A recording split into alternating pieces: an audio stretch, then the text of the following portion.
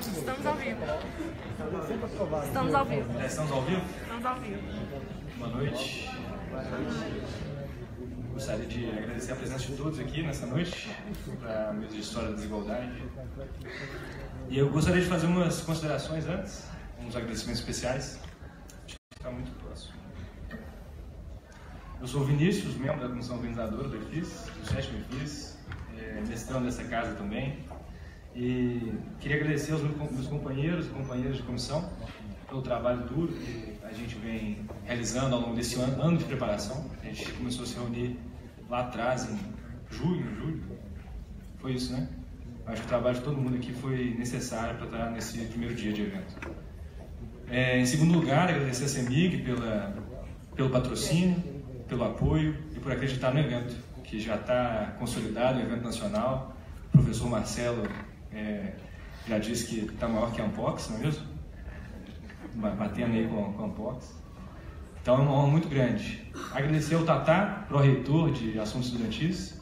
Ele não está aqui, mas falou na nossa mesa de abertura. O professor Tarcísio. Professor Zé Newton, o secretário Igor, do Departamento de História, viveram os dramas cotidianos junto com a gente, recebendo as encomendas e tudo mais. Ao vice-diretor Bruno Vanderlei, agradecer a diretoria no nome dele. Enfim, agradecer a todos vocês mais uma vez. É muito bom ver esse auditório cheio, uma noite de segunda-feira, para acompanhar essa jornada que começou lá às 7 horas da manhã.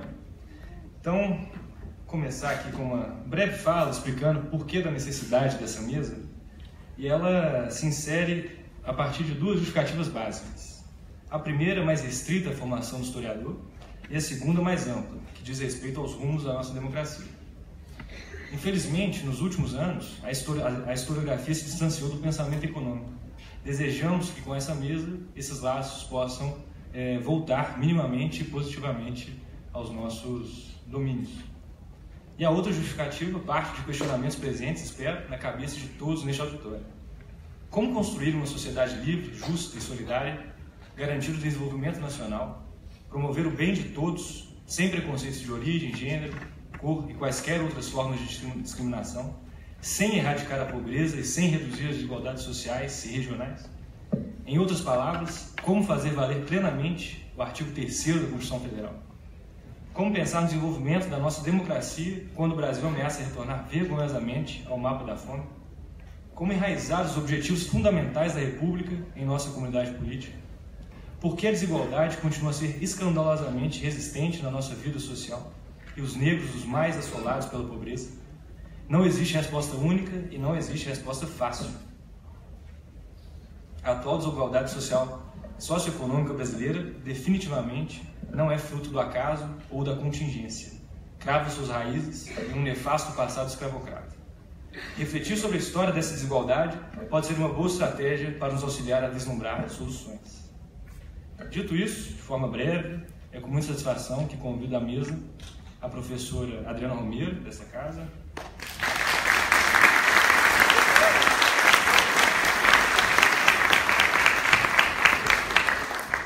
professor Pedro Fonseca, da URGS,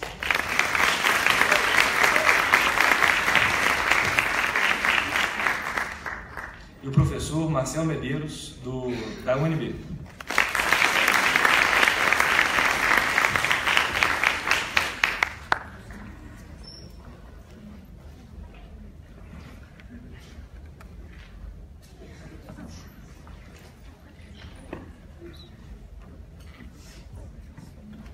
Fazer aqui a função de controlar o tempo.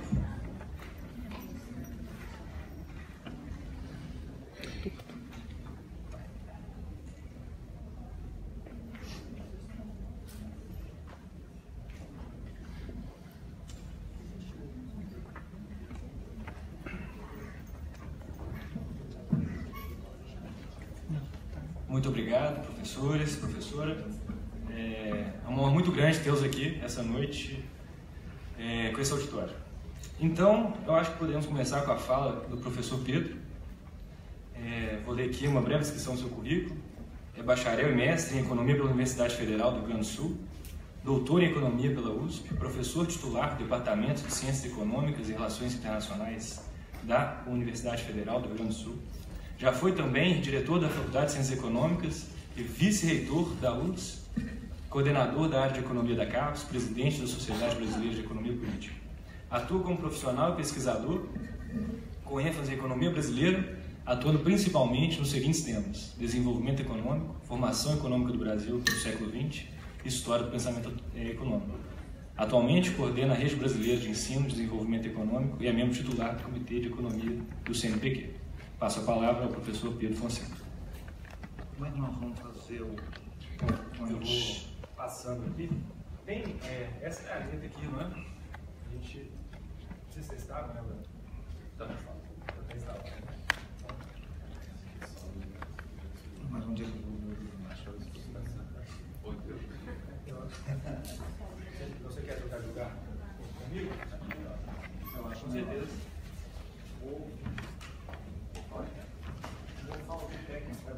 Como você preferir. Tem um microfone aqui.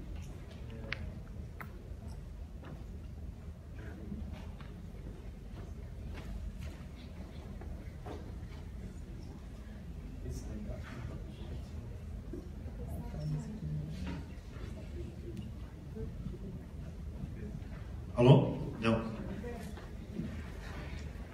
Você faz para mim então aqui, eu vou dizendo. Pode ser que eu acho mais fácil. Bom, boa noite a todos. O tema que me pediram para eu fazer aqui, que era primeiro agradecer o convite para vir aqui mais uma vez nessa universidade. Eu geralmente venho, mas mais na economia que aqui na história. Então, aqui na história, é a primeira vez, inclusive não conhecia essa parte nova aqui. Bom, e o tema então foi solicitado, né, foi fazer essa discussão da relação entre desenvolvimentismo e a questão de desigualdade. Tá? Então, pode passar para o próximo. Então, aqui, a questão, né, que eu começo aqui, quando for 25 minutos você me avisa, então, quando faltar 5, para eu ter uma ideia.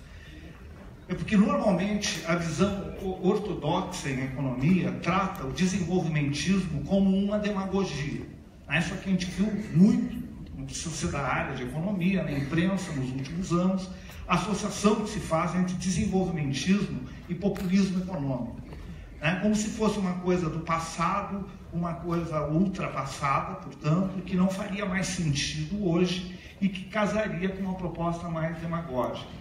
Então, a ideia, né, seria vinculado ao processo de substituição de importações, aquele PSI ali, significa esse processo de substituição de importações. Então, eu coloquei essas perguntas aí, né, quais os atributos de uma intervenção econômica desenvolvimentista, o que quer dizer desenvolvimentismo? Então, essa é a primeira questão, né, levantada, porque o termo desenvolvimentismo se presta para múltiplos significados. Então, muitas vezes, até a minha pesquisa começou, por que umas pessoas amam e as outras odeiam? Será que elas estão falando a mesma coisa? O que eles querem dizer que seja um governo desenvolvimentista? E que vai muito de acordo com a ideologia da pessoa. Ela define o que ela quer criticar ou o que ela quer defender. Então, ela faz uma definição muito a priori. E a outra é essa relação de desenvolvimentismo e desigualdade. Apesar do meu tema não ser de pesquisa, em si distribuição de renda, é mais do Marcel, mas claro que ao tratar de desenvolvimentismo eu também trato de distribuição de renda e de desigualdade. E tem essa terceira pergunta que, se não der tempo de eu falar, depois a gente pode na discussão, se ele é um fenômeno superado historicamente ou não. Então, aqui, para discutir essa questão do que é desenvolvimentismo, eu peguei a metodologia, na verdade, de um cientista político e metodólogo italiano, que é o Sartori, não é o governador do Rio Grande do Sul, por favor, ele é o metodólogo italiano, Sartori, e que ele, então, ele faz uma metodologia de como que a gente define, como é que se chega num conceito. Então, ele tem várias técnicas, porque eu não queria fazer tipo ideal. Então, tinha uma questão meio pessoal, que eu não queria fazer um tipo ideal lá dele, mas eu queria ver como fazer. E ele parte de uma ideia, né, que esses conceitos, a gente tem que partir do uso que determinada comunidade faz do conceito. Falando rapidamente, seria assim: desenvolvimentismo é aquilo que os economistas chamam de desenvolvimentismo. átomo é aquilo que os físicos chamam de átomo. Então, a melhor forma de ir nos livros, nos bons autores, e ver como eles tratam uma coisa. Então, eu fiz uma pesquisa, né, tentando pegar determinados autores que eu considero relevante, que tem esse conceito para ver. E ele fala nessa viagem conceitual, né, porque os conceitos se moldam historicamente. O conceito não é uma coisa metafísica fixada de uma vez para sempre. Ele tem vida. Então, ele consegue, historicamente, também se ir adaptando às circunstâncias, que também a gente poderia chamar da dialética do conceito, em outra linguagem, que não é a do Sartori. Né? E também ele fala que, às vezes, o conceito pode ser alongado, né? Porque pode até cair um defeito. Alonga, geralmente, isso aqui os cientistas políticos fazem para a democracia, então eles dão adjetivos. Tem a democracia restrita, a democracia relativa, a democracia participativa. Quando o conceito começa a dar problema, a gente cria um alongamento, um adjetivo para ele. Então, pode passar para a próxima. Eu fiz, inclusive publicou lá no IPEA, a primeira vez que foi esse artigo do conceito publicado foi lá no IPEA. Então, eu peguei 10 autores básicos. Tem esses autores aqui, é porque eles trabalham com o conceito de desenvolvimentismo. Tá? São pessoas que definiram desenvolvimentismo ou Estado desenvolvimentista de alguma forma. Peguei alguns brasileiros, como o Brescia Pereira, o Hélio Jaguari, o Belchotsky. Aqui é interessante que muitos autores que são tidos como desenvolvimentistas, como Celso Furtado, nunca definiram desenvolvimentismo. E até eram críticos ao uso dessa palavra. Ela foi usada muito depois, inclusive. Então, eu peguei esses conceitos para ver o que eles chamavam de desenvolvimentismo. Né? Pode passar para a próxima. Então, aqui, depois eu digo que aquele número lá, eu peguei assim 10 atributos que o Sartori chama, né? Que são coisas que aparecem. Assim, todo desenvolvimentismo é um projeto nacional, um projeto para o país. Todos eles têm intervenção do Estado na economia, não é o livre mercado que faz o desenvolvimento.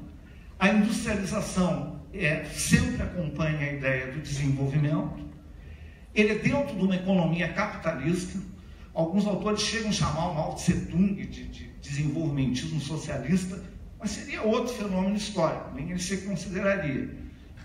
Ele geralmente é um fenômeno desse que se antepõe ao subdesenvolvimento nas sociedades capitalistas. Então é diferente do fenômeno de Cuba, por exemplo. Seria socialismo, é outro fenômeno histórico. Muitos deles dizem que o capital estrangeiro é bem-vindo nos governos desenvolvimentistas para acelerar o desenvolvimento, que precisa ter uma burocracia no Estado, um corpo de pessoas para implementar os projetos. Então o Estado se sofistica durante esse período. Alguns associam a reforma agrária, que faz parte desses governos, redistribuição de renda, aí que entraria a redistribuição de renda. Porque, para que o desenvolvimento? Uma das coisas para ter melhor distribuição de renda. Planejamento econômico e bancos de desenvolvimento para acelerar o processo de desenvolvimento. Pode? Não. Daí o seguinte, na verdade, a metodologia do Sartori, ela parava por aí. Mas eu, como tenho um certo viés historicista, e meio hegeliano, enfim, eu disse assim, não, vou fazer o seguinte, eu vou ver se esses atributos realmente aparecem na realidade histórica. Então, eu fiz o seguinte, eu selecionei 34 governos que a literatura chama de desenvolvimentismo. Porque sempre a ideia do Sartori é o seguinte, não é o que a gente acha, é o que aquela comunidade acha. Então, assim, me deu muito trabalho. Ela não é uma amostra aleatória, mas é uma amostra selecionada de governos considerados típicos na literatura. Foi o que me deu mais trabalho, porque eu peguei 8 países latino-americanos, 34 governos, então, eu não vou ler cada um aqui para vocês. No caso do Brasil, eu peguei os 2 governos do Vargas, de 30 a 45, 51, o do Juscelino, o do João Goulart, o do Médici e o do Geisel. Claro, com a parte da galera Pergunta por que eu peguei do Médici do Gás. Por que é que pegou o milagre brasileiro? Correto? E quer dizer, nem todo desenvolvimentismo ele é democrático e nem todo desenvolvimentismo é de esquerda, se usar essa expressão. Então, o governo Geisel claramente é um governo desenvolvimentista com o segundo PND. Não poderia deixar fora. Também, assim, o Goulart deu um certo frisson lá na galera, porque o Goulart não conseguiu implementar o plano de governo. Mas eu também achei que era uma injustiça tirar ele fora, porque o plano trienal do Celso Furtado e as propostas dele, inclusive, ele foi derrubado por isso. Correto? Por propor reforma agrária, distribuição de renda, etc. e tal. Então, eu resolvi manter, né, para testar. Então, o que eu fiz? Eu peguei esses 34 governos e testei se, na verdade, aqueles atributos que a literatura dizia aparecem. Foi o que me deu mais trabalho, porque 34 governos com 10 atributos, eu tive que montar uma matriz de 340 observações, para saber se aqueles atributos aparecem nos governos. Então, eu fiz também um questionário. Não é o governo dizer que é a favor da distribuição de renda. Ele tinha que dar mostras, enviar projeto, tinha que fazer alguma coisa, porque distribuição de renda todo mundo diz que é a favor. Reforma agrária vai, mas outra coisa é o governo realmente fazer, não é só estar no plano, na intenção. Volta aí atrás um pouquinho. Daí o que eu constato? Quando eu fui ver se aqueles atributos aparecem no governo, o que está entre parênteses, ali entre chaves, quer dizer, nem é chave nem é parênteses, é colchete. O que aparece ali é a porcentagem de governo que esses atributos aparecem. Vocês veem que é interessante, então, né? Projeto nacional tem 100% dos governos, 100% tem intervenção no Estado na economia, 100% é industrialização, projeto nacional é de industrialização e é dentro de economias capitalistas. Mesmo governos que querem fazer reforma agrária, distribuição de renda, dentro de economias capitalistas. Eles não propõem extinguir o mercado nem fazer, por exemplo, planejamento centralizado à la União Soviética. Todos os outros atributos é de menos de 100%. E aqui é uma coisa interessante, né? Porque os atributos sociais, que é reforma agrária e distribuição de renda, são justamente os que têm menos porcentagem. Inclusive em menos de 50% do governo, são os únicos. Inclusive, distribuição de renda é 41%. Tá? Dessa amostra aí. Bom, esse teste aí me permitiu chegar no que o Sartori chama o núcleo do conceito. Eu chamei o hardcore do conceito. O conceito tem que contemplar todos os casos. Correto? Então, quais são os atributos indispensáveis ao governo desenvolvimentista? Seriam os 4 primeiros. Pode ir adiante agora. Aqui estão os outros que eu peguei, pode ir, Peru, México, Colômbia, Uruguai, Venezuela. O Uruguai deu muito trabalho, porque uma parte da literatura diz que nunca houve desenvolvimentismo no Uruguai. Por isso que o Uruguai também nunca se industrializou. Mas outra parte da literatura acha que lá na época, o Uruguai foi chamado de Suíça latino-americana, lá pelos anos 50, haveria essa possibilidade. Então, aqui eu cheguei no núcleo do conceito. Abre uma linha. Que é o seguinte, né? Ele faz esse tipo de diagrama de Venn, quer dizer, tem o intervencionismo, a industrialização e o projeto nacional. Quer dizer, as 3 coisas precisavam ser contempladas. E mais eu coloquei atributos supostos, né? Porque, na verdade, intencionalidade e capitalismo estão embutidos ali nos outros. Quer dizer, quando eu estou falando em intervenção, é intervenção dentro de uma sociedade capitalista. Se eu botasse mais uma rodinha, ficaria duplicado, está me entendendo? E a intencionalidade é óbvio, não existe desenvolvimentismo sem querer, né? Eu costumo dizer.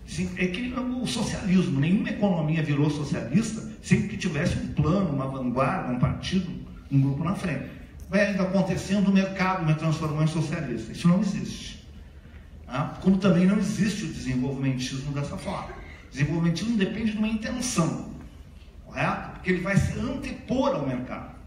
Por isso que eu botei essa flechinha ali do A para o B. É como assim, quer dizer, eu estou no ponto A, tá, para falar didaticamente. Esse ponto A é o subdesenvolvimento, ele me dá um desconforto. Essa é a ideia da coisa. Eu quero mudar o mundo, eu quero sair do ponto A. Para eu sair do ponto A, eu quero, meu sonho é chegar no ponto B. Correto? Tipo da utopia da coisa. Eu quero chegar numa sociedade que eu vou atribuir determinados valores. Melhor distribuição de renda, mais igual, mais harmônica, mais autônoma, enfim. Tá? Eu vou criar determinados valores para chegar lá no ponto B. A ideia do desenvolvimentismo é que eu não chego do ponto A ao ponto B pelo livre mercado. Eu preciso ter um planejamento ou ter uma intenção, eu fazer ações. É parecido com o que o Max Weber chama de ação social racional, ou o que o marxista chama de praxis, militância. Correto? Tem que levar lá, tem que consciente me organizar para chegar lá. Porque sozinho eu não vou chegar lá. Sozinho quem vai governar é o mercado. Correto? Essa é a ideia da coisa. Então eu costumo dizer, né, para agitar um pouco a galera, é o seguinte: ó, tem dois caras que são otimistas, eu desenvolvimentista e marxista, porque eles acham que podem mudar o mundo, correto? Sem a pretensão de construir uma sociedade mais harmônica, mais igual, etc. e tal. Então eles acreditam na militância, né? Eles acreditam nesse tipo de organização.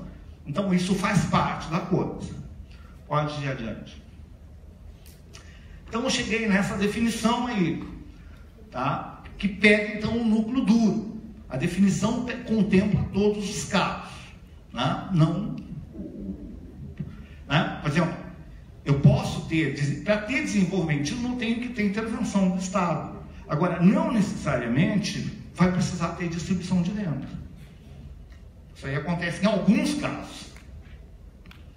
Por isso que é muito comum você criar os conceitos radiais. Tipo assim, como existe hoje, novo desenvolvimentismo, social desenvolvimentismo, desenvolvimentismo dependente, tem vários termos, né? Porque ele vai contemplar essa outra multiplicidade.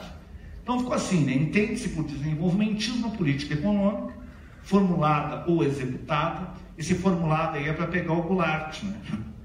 Porque cada palavra que eu botava aí, eu não dormia uma noite também, porque eu mudei 20 vezes até agora.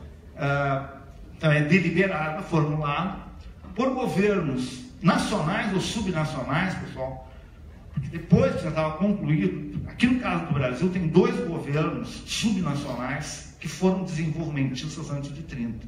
Casualmente, é o Vargas no Rio Grande do Sul e o João Pinheiro em Minas Gerais.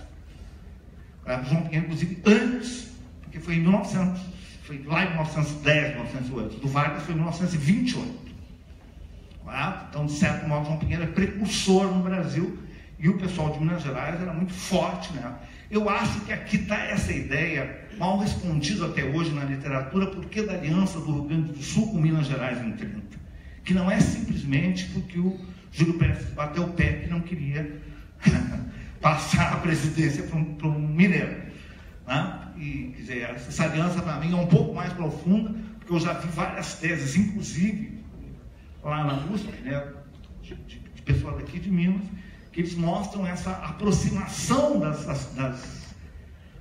dos deputados mineiros e gaúchos junto, votando na República Velha em vários projetos contra São Paulo. Inclusive lá, caras positivistas ou nacionalistas, etc. E tal. Bom, então, nacionais ou subnacionais, tá? Para, através do crescimento da produção e da produtividade, sob a liderança do setor industrial, tá? Aí entra a indústria, daí eu coloquei assim, uma forma mais ampla, transformar a sociedade com vistas a atingir fins desejáveis. Aqui entra a ideologia, né, da transformação, de mudar o mundo, de mudar a sociedade. Fins desejáveis porque variam esses fins. O fim lá do governo Perón não é necessariamente o mesmo do Vargas, não é necessariamente o mesmo do Cárdenas ou do Geisel. Tá? Então, sempre tem objetivos atingidos, mas não necessariamente esses objetivos eram iguais. Então, botei, né, voltado à superação dos problemas econômicos e sociais dentro dos marcos institucionais do sistema capitalista. Quer dizer, aqui é a diferença, né? Porque no caso do marxismo ele acha que tem que mudar o sistema capitalista. Aqui no desenvolvimentismo ele acha que pode, dentro do capitalismo, superar o subdesenvolvimento. Em parte é esse o impasse. Aqui eu peguei, né, para dar exemplos, né, porque o conceito ele tinha que ser operacional, né? Faz parte lá da metodologia da coisa que eu não vou perder tempo aqui. Então vocês notem que aqui dá para a gente ver, por exemplo, o governo Juscelino Kubitschek, tá? Já que eu estou aqui em Minas Gerais. A bolinha A significa que ele compreende o núcleo do desenvolvimentismo. Ele é intervenção, é indústria, tem um projeto nacional e tal. Quem está dentro da bolinha cinza é desenvolvimentismo. Fecha com o núcleo duro. Agora, o Juscelino Kubitschek, o governo dele, ele é desenvolvimentista, mas ele não propõe reforma agrária. Tá? E nem de redistribuição de renda. Apesar de ter havido pico de salário real, etc. e tal, mas não é uma proposta.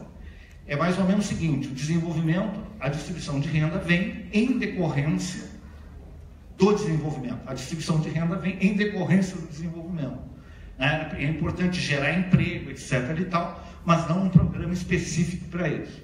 Então, esses assim são exemplos. Então, aqui, por exemplo, outro que eu posso dar, Fidel Castro em Cuba. Você vê que ele está fora da bolinha cinza, ele não é desenvolvimentista, ele é socialista. Ele propõe reforma agrária e distribuição de renda, mas não é desenvolvimentista. Caso do Vargas, que é o ciclo, eu não vou pegar cada um deles, né? O Vargas, pegando o João Goulart, vamos pegar mais claro, João Goulart, que está ali no 8, ó. João Goulart é o típico, que é desenvolvimentista, propõe reforma agrária e propõe distribuição de renda. Tá? Que já não é o caso do Vargas no primeiro governo. O Vargas não propunha reforma agrária. Correto? Ele propunha colonização. Quer dizer que o Brasil era muito grande, tinha terras devolutas, não precisava de fazer reforma agrária. Vamos ocupar o Mato Grosso, a Amazônia, etc. e tal. E não distribuir serra no sul.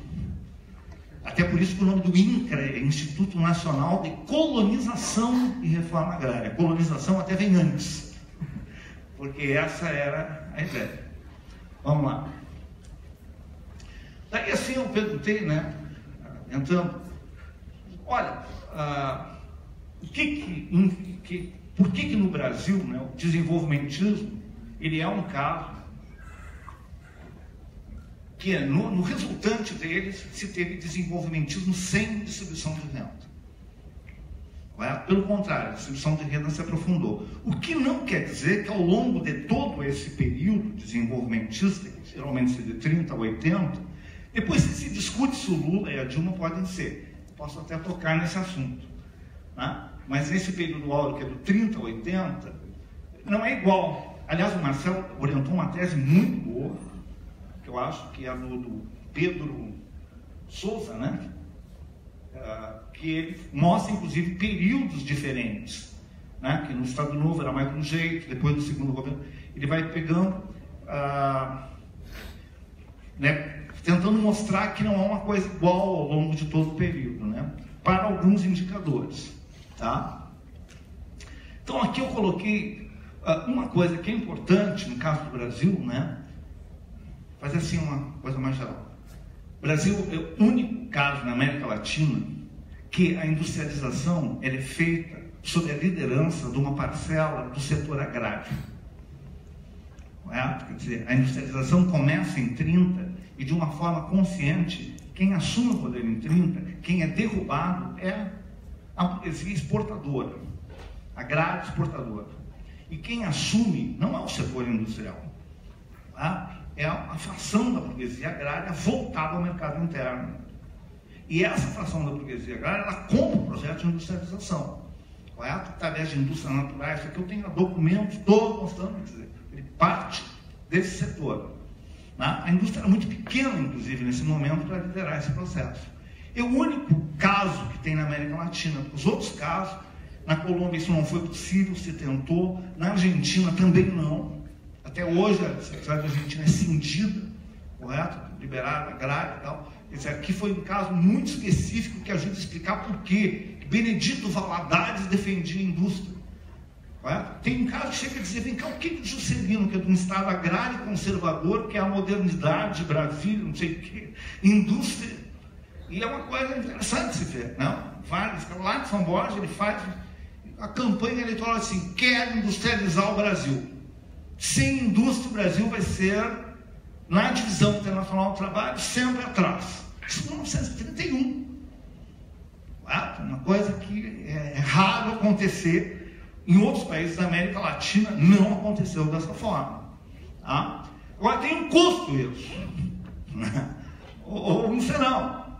Isso excluiu os trabalhadores rurais de toda a legislação trabalhista. Os dois marcos da legislação trabalhista brasileira é o seguinte: primeiro, ela não pega o campo. E a outra coisa é que não vai ter reforma agrária. Vai ter um desenvolvimentismo que não vai tocar nesses interesses. Também não vai ter imposto progressivo. Tá? Aí é uma... Quando começa o desenvolvimentismo a falar em reforma agrária, que é o Brizola e o Julião, rompe o pacto do PSD-PCB. PSD-PTB. Tá? PSD, Brizola lá fica isolado com o Julião. PSD muda de lado. Tá? Vai compor com a UDN, que é a oposição. Tá? E vocês notem que essa exclusão carteira do trabalho para o trabalhador rural, que eu saiba, só houve no governo Médici, e para empregada doméstica no governo Dilma. Porque até então eram trabalhadores excluídos do pacto. Tá? Então, isso aqui ajuda, né? Não explica sozinho, mas são coisas estruturais que ajudam a mostrar. A outra, passa adiante, que é a diferença de salário e produtividade. Vocês veem nesse gráfico que é interessante, que ele pega, na verdade, o salário mínimo, que é estabelecido pelo Vargas em 40. Vocês notem que ele cai ali, no primeiro momento, até 50, porque durante todo o governo Dutra ele não reajustou o salário mínimo. Tá? Depois, quando o Vargas volta, ele reajusta de novo. Né? E ele dá um pico, que é lá no governo de Juscelino, e começa a cair. Agora, o contraste que tem é com a produtividade. Aí eu estou usando o PIB per capita como proxy de produtividade. A regra em economia neoclássica seria o seguinte: o salário teria que acompanhar a produtividade para manter neutra a distribuição de renda. Na verdade, o que está acontecendo é que os ganhos de produtividade eles estão sendo absorvidos pelos capitalistas e não pelos trabalhadores. Interessante que o Polistete, que é um colega meu lá de São Paulo, ele fez essa pesquisa junto com um cara da Suécia. Na Suécia, eles pegaram o mesmo período. É bonito de se ver que salário e produtividade são colados. Às vezes, até o salário ultrapassa a produtividade. Se fosse aqui, os querem dizer que ia causar inflação. Correto? Mas chega assim, ele vai acompanhando.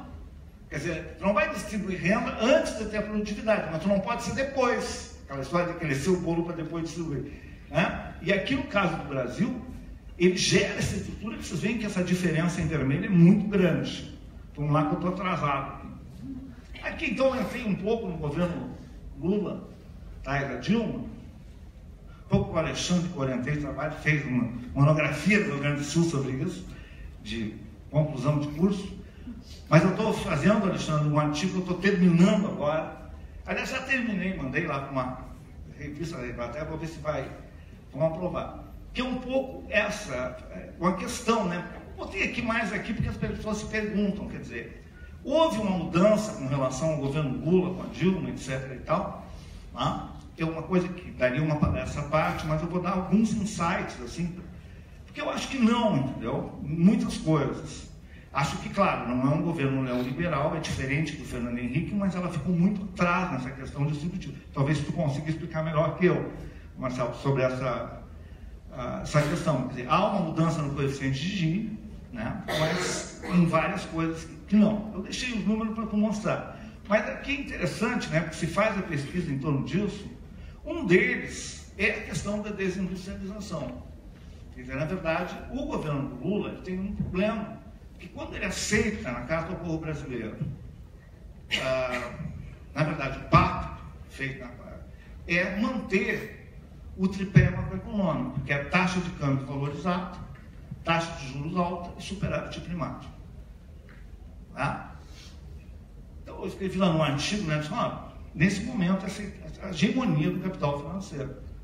Aí eu pergunto, essa coisa de hegemonia é uma coisa muito gramsciana e hegeliana. O que é hegemônia?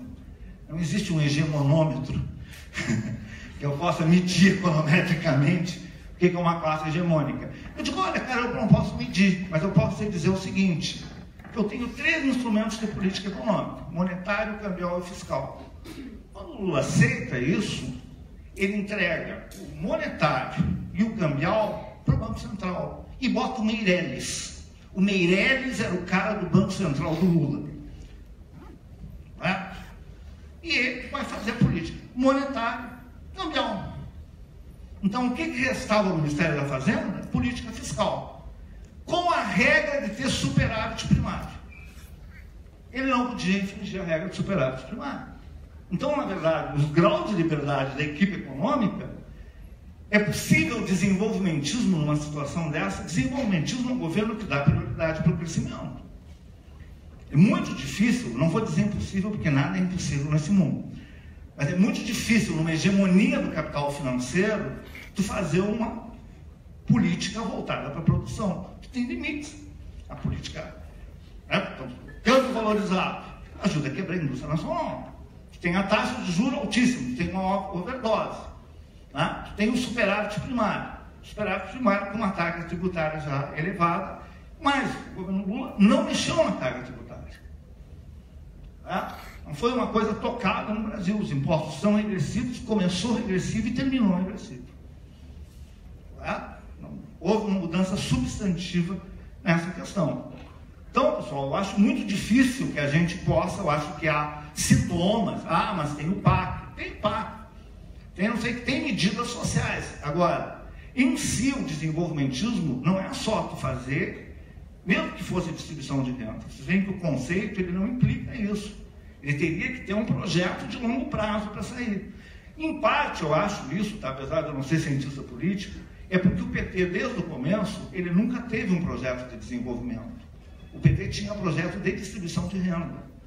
E o que unia as várias tendências do partido era defenderem uma sociedade mais igual com melhor distribuição de renda. Agora, ter um projeto de desenvolvimento é saber como tu chega lá. E aí tem uma pergunta básica: que setores da economia tu vai estimular ou não? Por uma parte, dá problema essa discussão. Né? Porque aí tu tem que concretizar melhor o teu modelo de desenvolvimento. Isso nunca houve. Só vou mais ali que eu estou terminando. Tá? Isso aqui é a mesma coisa. Então vocês veem aqui, né, a produtividade do trabalho, né, e o salário mínimo. Vocês veem aqui interessante, que é a política ao contrário. O que o governo Lula faz? É a política de aumento do salário mínimo. Isso é uma coisa bem bolada, né? No começo eu achei que não ia dar certo. Ele disse assim, tudo bem, você vai controlar lá o Banco Central, política monetária, política cambial, mas eu não abro mão de fazer aumento gradual do salário mínimo. Isso eu não vou abrir mão.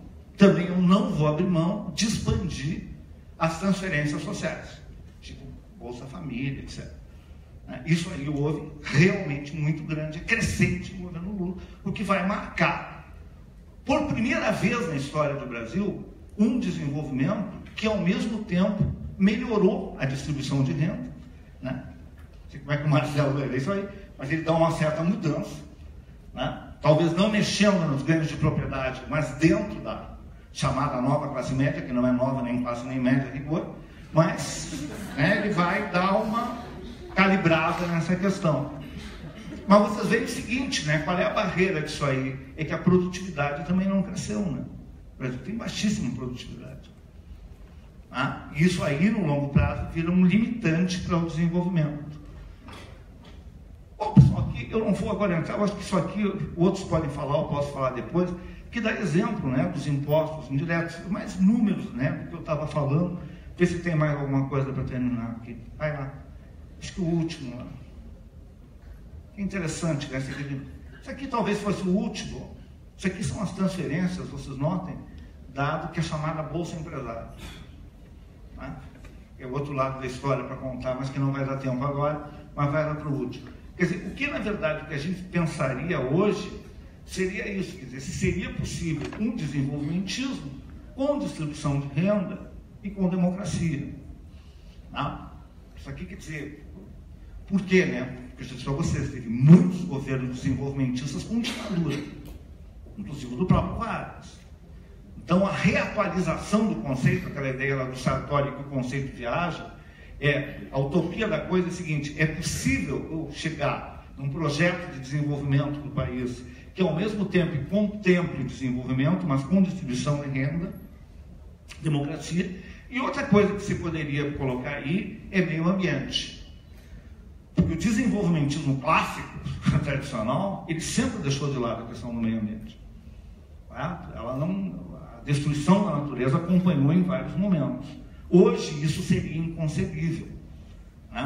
Então, a tarefa, um pouco, para quem vai se debruçar na coisa, é pensar nesse tipo de compatibilização. Eu vou terminar, porque eu já passei da hora, pessoal, mas teria algumas outras coisas que depois no debate eu posso, se for o caso, expor. Obrigado.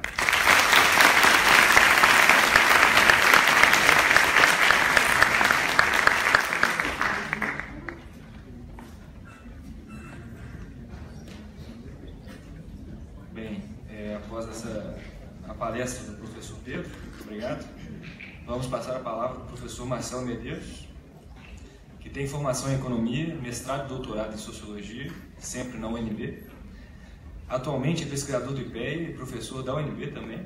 Além disso, leciona anualmente na Universidade Nacional de São Martin de Buenos Aires, foi pesquisador do Programa das Nações Unidas para o Desenvolvimento, pesquisador da Universidade de Cambridge, trabalhou no Instituto de Desenvolvimento Humano e no Instituto Indira Gandhi, na Índia. Realizou pesquisas nos Estados Unidos, em Berkeley e Yale, além de universidades do Japão e na França. Tem publicações na área da desigualdade social, saúde, educação, pobreza, teoria do desenvolvimento e proteção social. Com a palavra, o professor Marcelo Medeiros. Obrigado, eu acho que eu vou falar em pé, porque eu preciso mostrar os slides e ver os slides. Mas tem uma coisa que eu queria dizer antes de ficar em pé.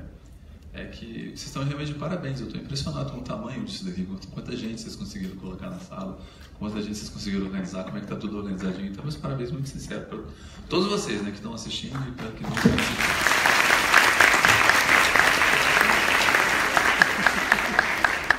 Agora que eu já conquistei vocês, eu posso falar o que eu quiser aqui.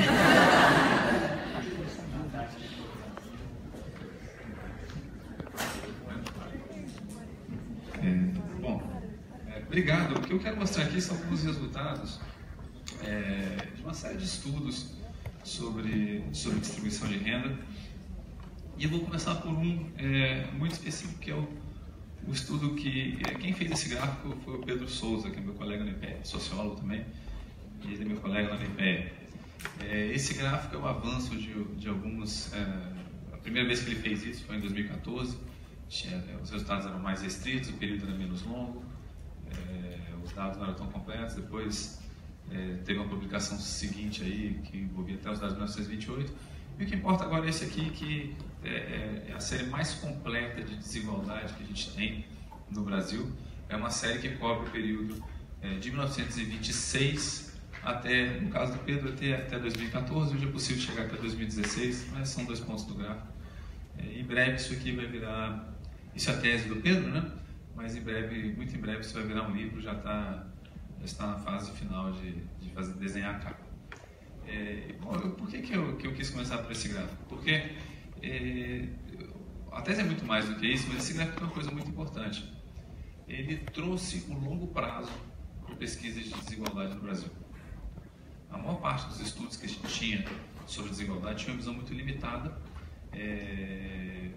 meia culpa, inclusive, mas culpa de muitas coisas, mas principalmente porque os dados que a gente considerava de alta qualidade, eles começariam em meados da década de 90. São fundamentalmente dados das pesquisas amostrais. As pesquisas amostrais são aquelas pesquisas como, mais ou menos como censo, ele vai na sua casa, entrevista as pessoas, pergunta quanta renda você tem, etc. Essas pesquisas são ótimas, elas são muito importantes, mas elas têm um problema intrínseco. Esse problema intrínseco é que as pessoas têm uma noção razoável da renda do trabalho que elas têm, mas elas não têm uma noção muito razoável das outras rendas que elas têm. Além disso, essas pesquisas chegam com frequência na casa das pessoas comuns, mas é muito mais raro elas chegarem nas casas das pessoas mais ricas, etc. Inclusive, alguns testes que a gente faz tem a ver com localização espacial e coisas que as pessoas têm na casa, número de carros, etc. Eles indicam que as pessoas que mais evitam declarar renda, porque é possível você dizer, eu não quero dar entrevista, ou não quero declarar essa pergunta específica, são aquelas pessoas que potencialmente teriam renda mais alta. Então, um problema que essas pesquisas todas têm é subestimar a desigualdade real de renda, porque elas subestimam a renda do todo. Deixa eu só explicar a lógica disso, porque a lógica disso ajuda a gente a entender bastante coisa. Isso aqui é a fração do 1% mais rico, que é essa curva preta, é quanto que 1% mais rico tem da renda total ao longo dos anos. Eu sei que esse gráfico é confuso, ele tem duas coisas no mesmo gráfico. O coeficiente de botar vocês todos para sentar aí atrás, é de propósito. Não tem nada importante aqui não, pode ficar aí. O que ele mostra? Ele mostra o seguinte, olha, em 1926, 1% mais rico detinha mais ou menos os 20% da renda, acho que é o número 19, se eu não me engano de cabeça. Tá? Que é um número perto do que a gente vai ter aqui, hoje em dia, que seria uma coisa em torno de 23% da renda. Ou seja, 1% da população concentra, né, detém 23% de toda a renda do país. Isso é muita coisa. Isso não é só muita coisa, isso tem um significado importante. Significa que os ricos, eles determinam, a movimentação na renda dos ricos determina a movimentação geral da distribuição de renda. A lógica é bastante simples. Pensa numa alavanca, pensa numa gangorra, tá? Onde você bota um menininho bem magrinho no lado, que é a metade mais pobre da população, e um menininho bem gordo, que pesa 25% de todo o peso da população, sentado do outro lado da gangorra. Qualquer movimentinho que o menino gordo, que é 1% mais rico, fizer, vai balançar a gangorra para cima ou para baixo, tá? Então, por que esse gráfico de 1% mais rico é tão importante? Porque ele é um dos melhores indicadores que a gente tem para o comportamento da desigualdade total, quando a gente não consegue obter a desigualdade total. Mas por que a gente não consegue obter a desigualdade total aqui em 1926? Porque a gente não tinha PNAD, a gente não tinha pesquisa amostral em 1926 acontecendo. No Brasil, sistematicamente, elas começam no final da década de 60, o primeiro dado de maior qualidade completo para o Brasil como um todo, o censo de 60. Depois a gente tem as PNADs no final da década de 60, e a maior parte das que a gente tem acesso de verdade operacional é de 76 em diante, que é um período curto comparado com esse espaço tão longo. Mas aí, por que eu estou insistindo em começar a minha apresentação falando desse gráfico que o Pedro fez? E basicamente porque eu acho ele muito importante. Ele vai dar ele é um elo que faltava na nossa história econômica. A maneira como a gente conta a história econômica, fundamentalmente, há muitas exceções, mas fundamentalmente é uma história de agregados, uma história das grandes coisas. É o comportamento do PIB total, o comportamento das exportações como um todo, o comportamento de alguma coisa como um todo, a soma de tudo. Quando muito a média, né, o PIB per capita, alguma coisa desse tipo. Raramente se deu atenção para a distribuição dessas coisas todas. Por que isso é importante? Porque você pode fazer a economia crescer de duas maneiras. Eu posso fazer a economia crescer, por exemplo, dobrando a renda da população mais pobre. A economia cresce. Mas eu posso dobrar a renda da população mais rica e a economia também cresce. Só que isso resulta em sociedades completamente diferentes, isso exige políticas completamente diferentes, e isso, na verdade, pode ser reflexo de políticas completamente diferentes. Quando a gente olha só para o agregado, a gente só está olhando para o comportamento do total, sem saber exatamente o que está por trás disso e que coisas estavam acontecendo para que esse comportamento seguisse padrão A, ou padrão B, ou padrão C. Aí vamos lá. O que esse gráfico mostra para a gente? Ele mostra para a gente o seguinte, olha, a gente começa num nível de desigualdade que já é bastante alto. Se você comparar com outros países na mesma época, o Brasil é um pouco mais alto que os outros países, ele já é mais desigual, mas ele não é muito mais desigual. O nível de desigualdade da França, dos Estados Unidos e de alguns outros países era próximo daquele nível que a gente está observando aqui nessa época. O que aconteceu com esses outros países, em particular com a França, Estados Unidos, Inglaterra e alguns que a gente conhece melhor, é que você de repente teve uma queda muito grande da desigualdade. Essa queda é conhecida na literatura como o grande nivelamento.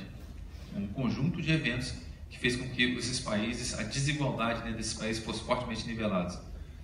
Existe uma maneira de tratar isso que é o que está por trás desse grande nivelamento? O que causou esse grande nivelamento? A brincadeira que se faz o que causou esse grande nivelamento foram os 4 cavaleiros do Apocalipse.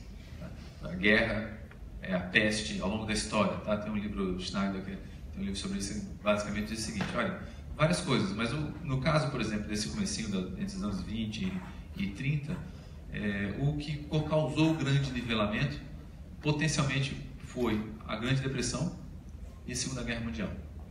E por que a Grande Depressão e a Segunda Guerra Mundial teriam causado grande nivelamento? A Grande Depressão, obviamente, o fenômeno afeta muito mais os Estados Unidos, é mundial, mas afeta os Estados Unidos muito mais. mas ele tem muito impacto. A Segunda Guerra Mundial não, ela tem um efeito muito forte. Ele tem um efeito muito forte por várias razões.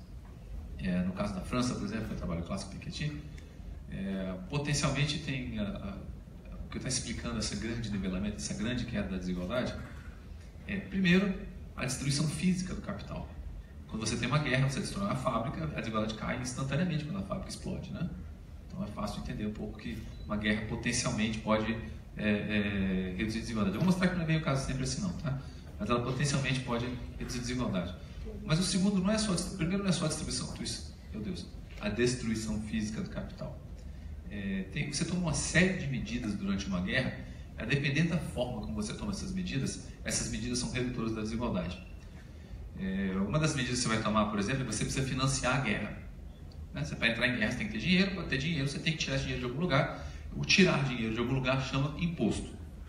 Né? Ou inflação. Mas você tem que gerar uma dessas duas coisas. A Alemanha gerou com hiperinflação, a Inglaterra, por exemplo, gerou com imposto os recursos que ela precisava para manter a guerra. Imposto para manter a guerra, os impostos de renda progressivos, por exemplo, eles surgiram para financiar a guerra. No caso da Inglaterra, até onde a gente sabe, eles surgiram para financiar a guerra da Crimeia. No Brasil, as primeiras discussões sobre imposto de renda progressivo foram para financiar a guerra do Paraguai, que o Brasil, obviamente, tinha gastado muito dinheiro, estava endividado, precisava pagar, então cria-se o imposto progressivo, etc. Bom, essa é uma maneira. O fato é que o imposto progressivo ele cria uma série de mecanismos, não só porque ele reduz instantaneamente a desigualdade, mas como ele é progressivo, ele reduz o incentivo para as pessoas tentarem ganhar rendimentos cada vez mais altos, né? Porque, obviamente, se ele ganhar cada vez mais alto, ele vai subindo de alíquota no imposto, obviamente, você não ganha tanto quanto você esperaria se tivesse aumentos, etc. Mas não é só isso não, tá? O governo, por exemplo, durante as guerras, o governo americano, ele congelou preços, ele congelou salários, ele tabelou quanto ele estaria disposto a pagar para várias coisas, e os governos fazem isso para evitar que no período de guerra alguns grupos lucrem excessivamente ou tirem vantagem excessiva da guerra. Por exemplo, você pode dizer o seguinte: olha, no momento da guerra, os trabalhadores da zona industrial vão dizer: a gente está em greve até que os nossos salários sejam duplicados, coisa que jamais aconteceria fora de circunstâncias normais. Como você está em greve, você vai dizer tudo em guerra. Como você está em guerra, você está desesperado pela produção industrial, você vai dizer: tudo bem, eu pago mais, né? Óbvio, para isso não acontecer, o que você faz? Você cria literalmente imposição externa. Você está proibido, os salários estão congelados, ninguém pode pedir aumento. Essa é uma maneira de fazer isso, mas tem outras. Os produtores de aço, por exemplo, vão dizer: agora eu só produzo de avião. Agora eu só produzo avião com preço absurdo, porque agora está em guerra, meu filho, você está disposto a pagar. Igual você vai no médico, né? O médico olha para sua cara e fala assim: olha, seu problema é simples, a consulta é R$100. Olha para sua cara e fala assim: seu problema é bem grave, vai ser R$400 a consulta. Assim, eu pago, né? Porque é bem grave. Então, é mais ou menos o que acontece numa guerra. Você está desesperado. Você começa a ter esse tipo de sobrelucro em relação a uma situação mais estável, uma situação mais normal. O fato é que vários governos de vários países do mundo implementaram controles rigorosos, intervenções rigorosas na economia. Essas intervenções rigorosas na economia jogaram esse sobrelucro para baixo. E, depois deles terem feito isso, por uma série de razões de natureza política, eles precisavam manter estabilidade econômica pós-guerra, eles precisavam manter solidariedade social, engajamento da população pós-guerra, mantiveram essas medidas em algum grau no funcionamento das suas economias, e isso parece que manteve estável a desigualdade no nível bem mais baixo do que era anteriormente em países como a França, como a Inglaterra, como os Estados Unidos. O que aconteceu no Brasil? Bom, no Brasil tem esses primeiros 2 anos aqui que a gente não sabe exatamente qual é a qualidade dessas informações. Nós somos os anos de 1926, 27, 3 anos, 26, 27 e 28. Como é que você constrói uma série dessa? Só para vocês entenderem. A gente constrói essa série, a gente não tem os dados das pesquisas amostrais. Esses dados têm que vir de algum lugar, e esse lugar são os registros de arrecadação tributária. São os dados do imposto de renda que o Brasil foi recolhendo ao longo do tempo, e ele registra a arrecadação tributária por razões administrativas, né? Precisa administrar o Estado. A partir disso, a gente consegue gerar série de distribuição de renda. O que a gente tem? A gente tem um período, olha só, entre 26... Vem para cá, que você vai com a toscol, você fica. Entre 26 e até o pico da guerra, a desigualdade subindo. Depois disso, da guerra, até um período que vai até 64, uma tendência da desigualdade caindo. Em 64, a gente tem a maior reversão de desigualdade na maior velocidade da história brasileira. Ela rapidamente sobe e dispara para um nível bem alto, que basicamente não tinha precedentes desde a década de 40, desde a guerra. A desigualdade em um período muito curto disparou e subiu, e disparou e cobriu em mais ou menos 4 anos ou 5 anos, teria que ver direitinho, mas vamos dizer, cobriu em 4 o que demorou 24 anos para cair. Tá? Você tem um pico de desigualdade e você tem um período de alguma turbulência, que são os anos 80. Tá? A década de 70, alguma queda, porque já tinha chegado a um nível muito alto, você tem alguma turbulência e mantém um certo grau de estabilidade com os picos durante a inflação. Dos anos 90 para cá, a desigualdade vem permanecendo relativamente estável. Você não teve nenhuma queda da desigualdade total entre pessoas entre os anos 90 e mais ou menos até hoje. Tá? Tem umas subidinhas, descidinhas, mas em termos gerais a estabilidade é muito grande. Isso é diferente um pouco daquilo que a gente mede quando a gente olha só para o mercado de trabalho, tá? Que é a desigualdade total, porque inclui rendimento de capital também. Bom, deixa eu contar algumas coisas da historinha aqui, porque isso é importante antes de passar adiante. Bom, você teve esse pico. Por que você teve esse pico aqui durante a guerra? Se nos outros países você não teve esse pico durante a guerra. Por que você teve esse pico tão acelerado aqui, que é ditadura, se nos outros países a desigualdade cresce, mas cresce mais lentamente? O que me ocorreu quando eu converso? Eu converso muito sobre isso aqui com o Pedro, né? Ele já terminou isso aqui, já defendeu a tese, mas a gente volta e meio conversa. E eu estava conversando com o Pedro outro dia e eu disse, enquanto nos outros países, em particular os países europeus, você ficou preocupado em explicar por que a desigualdade caía, talvez no Brasil a nossa preocupação deva ser por que ela cresce rápido em alguns momentos. E a minha suspeita é que ela cresce rápido em alguns momentos porque você não tem os mecanismos de controle e estabilização de crescimento, de controle e estabilização contra o crescimento acelerado da desigualdade. Não é que a gente não tem mecanismo de controle contra o aumento da desigualdade, a gente sequer tem os de crescimento acelerado. Porque você pode não ter os de crescimento acelerado, mas deixar ela crescer lentamente, que é o que aconteceu nos Estados Unidos. A gente sequer tem os de crescimento acelerado. Na guerra, por exemplo, você teve a possibilidade de ter sobrelucro. Você teve a demanda gigantesca do produto brasileiro, o Brasil era um exportador para a guerra. Você criou, por exemplo, as condições para isso. Pode ter sido outras coisas também, a explicação simplória dessa é muito pouco para uma coisa. Explicar o funcionamento de uma economia como um todo a partir de uma causa única seria tolo. Eu não pretendo ser tolo aqui, mas eu estou querendo dizer que você criou essas condições na guerra. O Brasil não congelou salários, não fez nenhuma medida específica, não aumentou brutalmente tributos, não fez nada que os outros países fizeram no período de guerra e, portanto, ele não teve os estabilizadores para a pressão que uma guerra gera, que é a possibilidade de ter superlucro, porque você tem demanda gigantesca pelos produtos brasileiros. A desigualdade vem caindo. O que causa a desigualdade é o crescimento acelerado? Essa aqui, é a fase de maior crescimento da economia brasileira na história. Na história medida, né? Na história mais recente, obviamente, né? Não estou incluindo 1500 aqui. É a maior fase de crescimento, porque a gente sempre tem muito medo quando vai falar para historiadores, né? Eu falo, na história brasileira, aí o negócio para mim é até a década passada, né?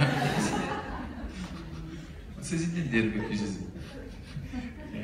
Isso aqui é uma das maiores fases de crescimento. Na verdade, aqui dentro dessa desigualdade caindo sistematicamente, você tem grandes crescimentos, você tem JK, você tem recessão, tem crescimento de novo, recessão de novo. E desigualdade caindo. É um pouco o contrassenso do que a maior parte das teorias vai dizer, não, você está gerando desigualdade, que a economia está crescendo muito acelerado, né? Está criando condições para você absorver mão de obra mais qualificada, etc. E aí, você tem esse pico da desigualdade aqui no começo dos anos, em 64 em diante. A explicação inicial que a gente tinha para isso é uma explicação chamada corrida entre educação e tecnologia. O que acontecia é o seguinte, olha, o Brasil está crescendo a velocidade acelerada, né? Entre os anos 60 e 70, a primeira vez que isso foi medido pelo professor Rodolfo Hoffmann, e ele mostrou o seguinte, olha, a desigualdade disparou entre os anos 60 e os anos 70. Isso foi muito mal recebido, era meio do governo militar, o Hoffmann já tinha sido inclusive preso na época, acho que ele queria ser preso, sempre vou ter que perguntar para ele se ele queria ser preso de novo, mas acho que ele queria ser preso de novo. Aí ele fez um estudo mostrando que a desigualdade subia aceleradamente e foi tremendamente mal recebido. E as coisas pioraram muito porque um professor chamado Robert Fischler, um brasileirista, replicou mais ou menos o estudo e chegou exatamente às mesmas conclusões, ou seja, não era mais uma questão pura e simples de ideologia interna, etc. Isso teve um impacto muito ruim, dizendo, olha, o Brasil está tendo proposta de crescimento acelerado, mas ele está fazendo a desigualdade disparar. E isso, obviamente, não é uma coisa boa, né? E a resposta para isso na época dizer, não, mas isso é um fenômeno, abre aspas, natural. Natural, pensa bem, está acontecendo um milagre econômico, a economia está crescendo aceleradamente, o Brasil está se industrializando rapidamente, E porque ele está se industrializando rapidamente, ele está demandando mão de obra mais qualificada, que são as pessoas mais ricas da população. Ele está contratando mais engenheiro, vamos dizer assim. E aí, ao contratar mais engenheiro, como está faltando engenheiro, ele tem que pagar mais caros engenheiros, está natural que a distribuição de renda aumentasse. Quando a gente der mais educação para a população, esse problema vai estar resolvido. Porque engenheiro é mais ou menos igual qualquer outra mercadoria, banana. Se você bota muita banana no mercado, o preço cai. Se você bota muito engenheiro, o preço cai. Vocês sabem disso porque são historiadores, né? Tem muito historiador, o preço vai lá para baixo. E eu sou sociólogo, que é pior ainda, sou só para mais barato. Eu só ganho de banana nessa história toda.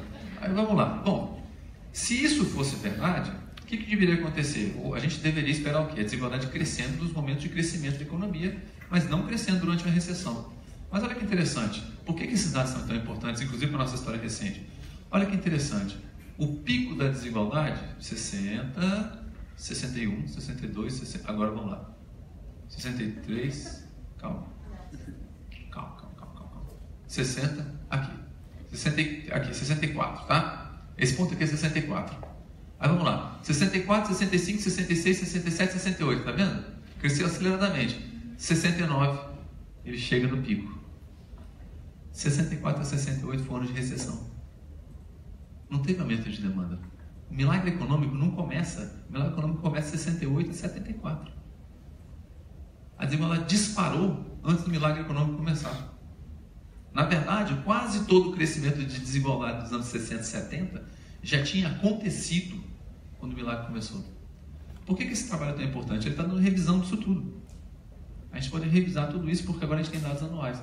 Na verdade, em breve a gente vai ter dados melhores ainda. A gente está fazendo uma coleta, eu e o Rogério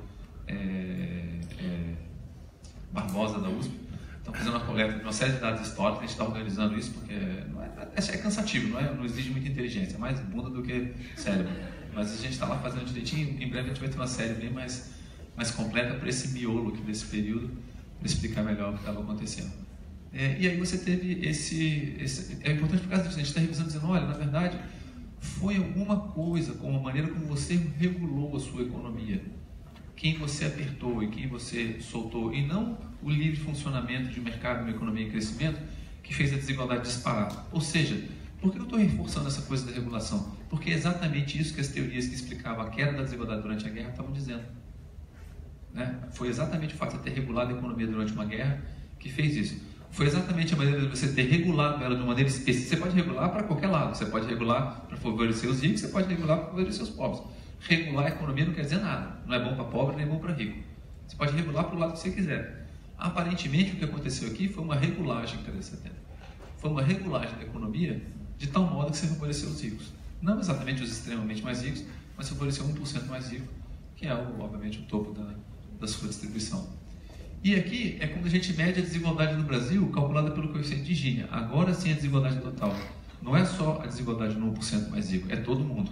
E o que a gente vê? Se você olhar, pensar bem, você tem uma tendência de longo prazo de queda do coeficiente de Gini que vem lá dos anos 70.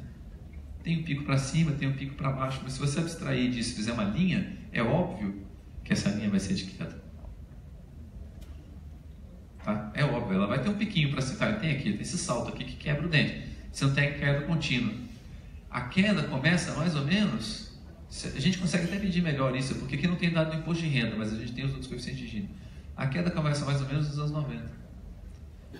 Como é que a gente já sabia disso? Quando começou a cair a desigualdade? A gente observa a queda na desigualdade na renda do trabalho no Brasil? Observa. O coeficiente de Gini da renda do trabalho no Brasil vem caindo? Vem. Caiu nos anos 2000? Caiu. Quando começa essa queda? Alguma coisa em torno de 1995. Tá? Eu acho que é 95, tem gente que acha que não, que está errado. Na verdade, eu acho que é 93, mas eu tenho pouca coragem de dizer isso assim muito em público. Então, em público, eu acho que é 95. Mas tem gente que acha que não, que é um pouquinho depois disso, talvez 96, 97, mas é mais ou menos consenso que as condições para a queda da desigualdade no mercado de trabalho... Eu falei que não estou em público porque aqui é com a família, né? Depois que eu puxei o saco de vocês. Então... Mas as condições para a queda da desigualdade elas foram dadas lá no meados da década de 90. Por que eu estou chamando a atenção para isso? Porque o Fernando Henrique fez o Plano Real e aí as condições de desigualdade foram dadas para a queda? Vamos pensar um pouquinho. Vamos pensar nas causas da desigualdade. Opa. Opa. Que isso? Tá. Vamos pensar nas causas da desigualdade. Quando a gente diz causa da desigualdade no mercado de trabalho, tá? Eu não estou mais falando de desigualdade total. Você pode pensar, é mais complicado do que isso um pouco, mas você pode pensar a desigualdade como resultado da desigualdade que é gerada pelos rendimentos do capital e a desigualdade que é gerada pelos rendimentos do trabalho. Capital é mais ou menos, na composição do PIB, 1/3 da economia, trabalho mais ou menos 2/3. No Brasil é um pouco pior do que isso, capital um pouco mais, mas no Brasil seria 60%. Mas enfim, 1/3, 2/3 é uma calibrada boa. Trabalho é 2/3 da renda, capital 1/3 da renda. Aí, a gente teve uma queda da desigualdade como é que eu estou tempo? A gente teve uma queda da desigualdade do renda do trabalho? Teve essa queda, certamente, desde a década de 90, essa queda foi muito acelerada nos anos 2000, alguma coisa entre 99 e 2001, porque a gente não tem PNAD no ano 2000, que é o ano de censo, começou essa queda mais acelerada da desigualdade, ela caiu bem acelerada, de uma maneira até razoavelmente rápida, até 2010. Em 2010 elas dão os primeiros sinais de queda, ela continua caindo, mas a composição interna, os mecanismos que estavam fazendo a queda, dão sinais de mudança já em 2010. Então a gente já sabia antecipar em 2010 que alguma coisa estava acontecendo, e aí você tem os otimistas e os pessimistas, os otimistas dizendo, está acontecendo alguma coisa, mas tudo bem, vai continuar caindo. Os pessimistas vão dizer, a de trabalho como força motora da queda já não está mais empurrando a desigualdade para baixo, já em 2010. Então aí ficou essa disputa foi muito tomada em termos ideológicos, como ela sempre é tomada, e aí quem é pessimista, obviamente está fora do governo, não ganhou espaço, quem é otimista bomba para falar das coisas boas que o governo está fazendo, etc. Mas o que eu quero insistir com vocês? Eu quero tentar mostrar para vocês agora que duas coisas. Primeiro, quando você avalia um país, a desigualdade é só uma peça num quebra-cabeça muito maior. A desigualdade não é a coisa mais importante que você tem, na verdade é uma coisa muito importante, ela tem que se olhar, mas ela é só uma peça nesse quebra-cabeça muito mais sofisticado. Você não pode julgar nada, nenhum governo, nem nada disso, na verdade você não pode julgar nenhum país em função do nível de desigualdade. É mais ou menos fácil entender por quê. Tem quedas da desigualdade que são altamente indesejáveis, são péssimas. Pensa na guerra. Quando você destrói um país, esse país fica altamente igualitário. Todo mundo destruído, o país está igualitário. E nem por isso é uma coisa boa, né? E é possível também imaginar alguns momentos onde a queda, analogamente, onde você tem aumentos da desigualdade que podem ser interpretados como, na verdade, razoáveis, positivos ou consequências totalmente sem muita importância. O que aconteceria no Brasil, por exemplo, se você aumentasse a quantidade de enfermeiras no país, no sistema de saúde público? A desigualdade vai aumentar, porque as enfermeiras ganham mais do que o resto da população. Quando você contratar mais enfermeiras, você vai tender, por exemplo, a aumentar o peso do Estado na desigualdade. E nem por isso é uma coisa intrinsecamente ruim. Tá? Então, só quero separar esses julgamentos rasteiros de que queda da desigualdade é baixa, aumento da desigualdade é ruim. Eu quero separar um pouco a ideia de que... varrer um pouco essa ideia de que economista e sociólogo é assessorista, tá? Fica dizendo sobe, desce, sobe, desce. Sobe e desce da desigualdade não é tão importante, importa são as causas dessas coisas acontecendo. Mas o que eu quero talvez dizer mais importante é que é quase impossível e totalmente fora do bom senso você julgar o desempenho de um governo em função do comportamento da desigualdade. Deixa eu dar ideia para vocês por quê. Pensa aí um determinante importante da desigualdade salarial. Aquele que você acha que é mais importante. Tem um monte. Sexo é importante, raça é importante, região que você vê é importante, mas tem uma coisa que você vai dizer que é muito importante, que é a educação. Aí a resposta é, poxa, se a gente quer menos desigualdade, vamos investir em educação, a gente vai gerar um país bem menos desigual. Correto. Só que quem é historiador vai saber que existe uma coisa chamada inércia na história. Coisas que foram feitas no passado determinam o seu presente. Os mortos puxam o pé dos vivos na cama todo dia. E o que acontece? A gente simulou o seguinte, vamos fazer uma brincadeira com isso, vamos fazer um exercício com isso, vamos olhar para trás. Vamos ver em que medida a gente poderia reduzir a desigualdade brasileira pela via educacional. Mas e para isso vamos fazer um exercício de história, uma história falsa. Vamos criar uma história simulada. Vamos criar uma história simulada do Brasil, no qual a gente vai melhorar os sistemas educacionais brasileiros ao longo do tempo. O Brasil foi sempre muito negligente com a educação. Vamos criar um Brasil onde essa negligência não existiu. Eu sei que já está acabando o meu tempo, eu vou correr bastante agora. O que a gente fez? A gente calculou a desigualdade observada, a desigualdade real, vamos dizer assim, que é o 100%. E a gente começou a fazer exercício. E se a gente desse nível secundário para todo mundo no Brasil, vamos fazer uma reforma em 1994, o ano do Plano Real, Fernando Henrique Cardoso. Vamos supor que o governo fez uma série de coisas, gastou um dinheiro imenso para poder controlar a inflação, que custou caro, ainda custa muito caro, né? Mas custou muito caro. Vamos supor que o Brasil estava tão animado nessa época de controlar a inflação, que além de controlar a inflação, ele também ia transformar um sistema educacional perfeito. Perfeito em que sentido? Um sistema de fluxo perfeito. Nenhuma criança que entrasse na escola sairia sem, no mínimo, ensino médio. Tá? Ninguém mais sairia sem, que entrasse na escola a partir de 94, sairia sem ensino médio. Na verdade, a gente fez até um pouco mais generoso.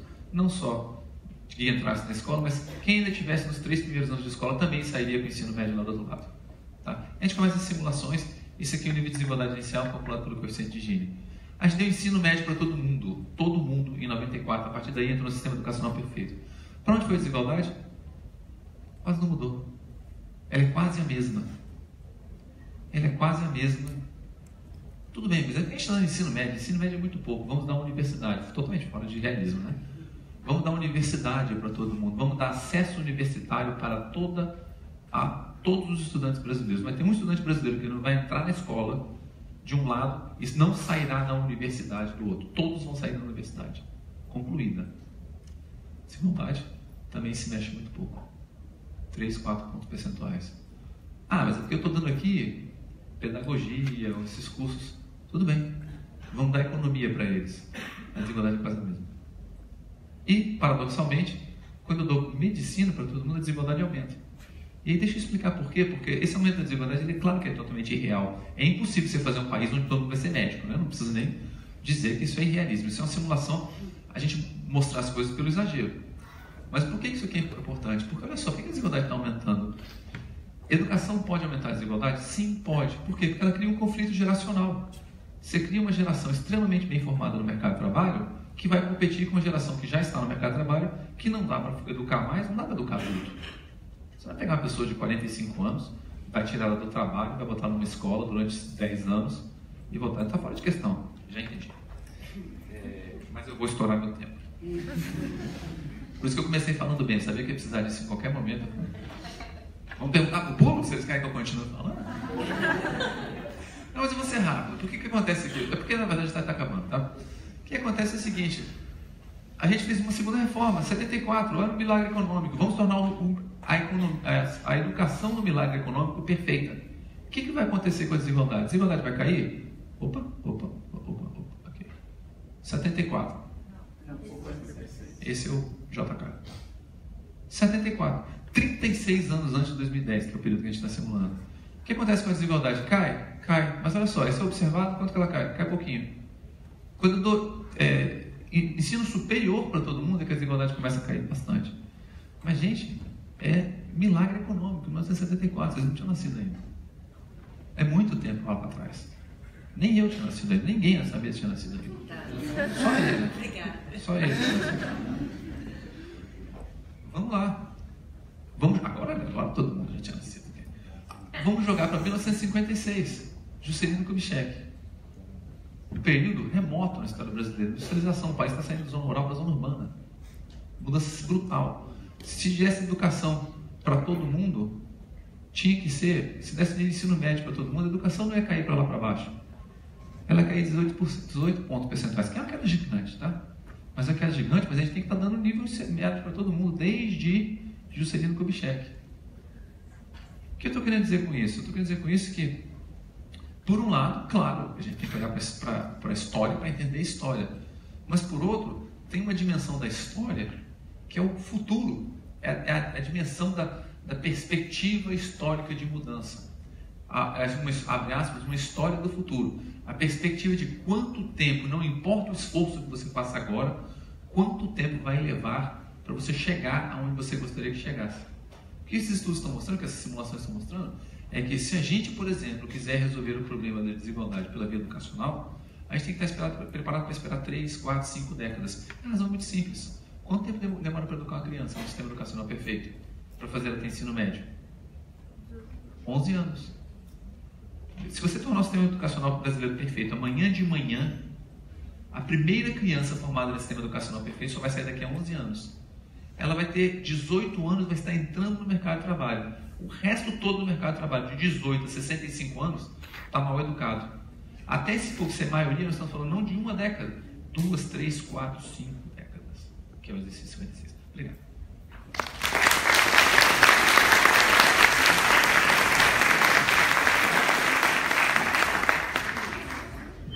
Eu avisei que não existem respostas fáceis. Então vamos à última fala dessa mesa. Obrigado, professor Marcelo, pela exposição. Da professora da casa, Adriana Romero, possui graduação em História pela Unicamp, mestrado, doutorado também pela Unicamp, defendendo trabalho. Aí eu faço questão de citar a tese de doutorado da professora, Um visionário na corte de Dom João V, revolta e militarismo nas Minas Gerais, trabalho excelente, que não tive a oportunidade de ter aula com a senhora, mas esse trabalho fez parte da minha formação. Fez pós-doutorado na Universidade de São Paulo e na Universidade Autônoma de Madrid. Nesta última atuou também como professora visitante. É uma querida professora desta casa e pertence ao corpo editorial de importantes revistas acadêmicas, como a Vara História e a Temporalidades, revista do corpo discente aqui também da faculdade. Atua principalmente na área de História das Culturas Políticas em Minas Gerais, século XVIII. Além disso, escreveu recentemente o livro Corrupção e Poder no Brasil, uma história, séculos XVI a XVIII, livro publicado em momento, diria, oportuno. Então, com a palavra, a professora Adriana Romero. Boa noite a todos. Eu gostaria de parabenizar a organização do IFIS. É um evento que se consolidou nos últimos anos, né?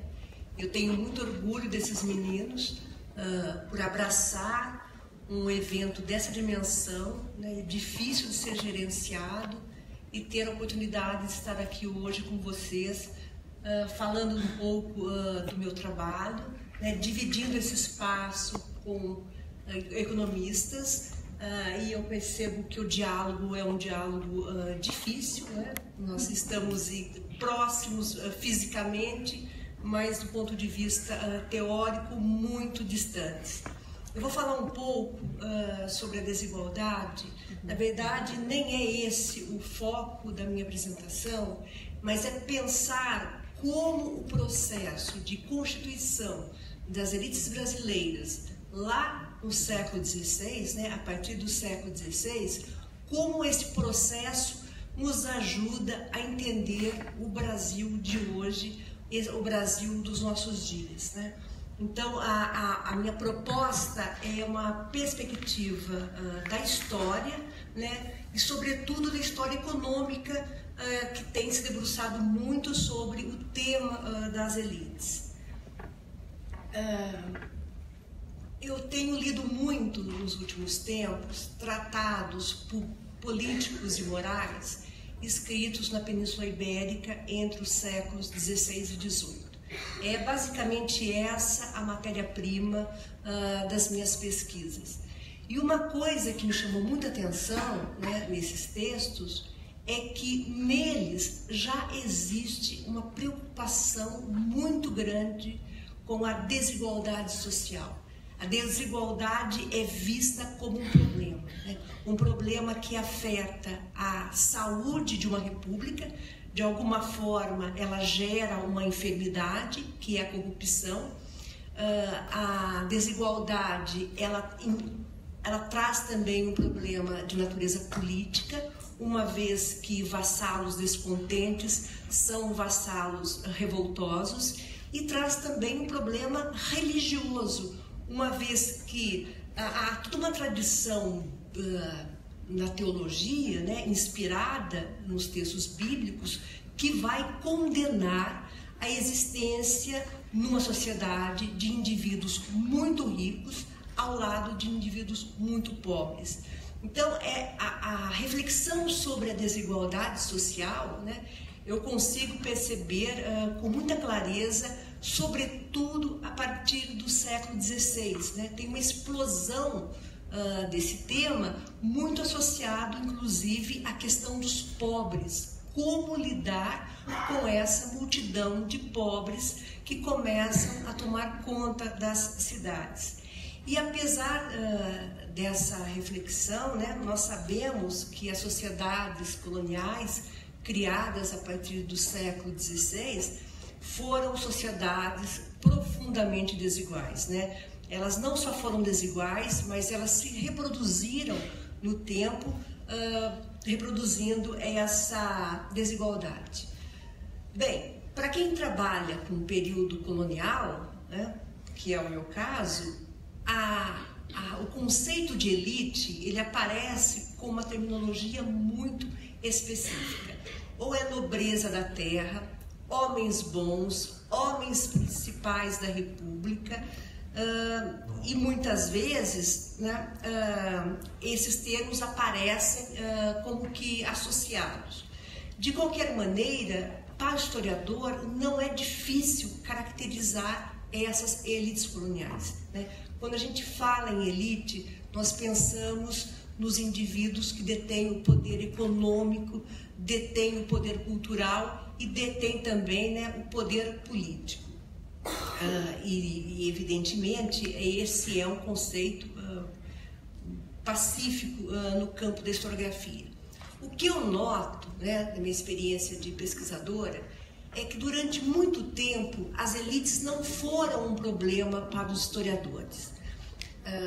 Nós temos uma série de estudos que ao longo do século XX se propuseram a refletir sobre as elites, mas não havia um esforço para entender a constituição delas ao longo do tempo.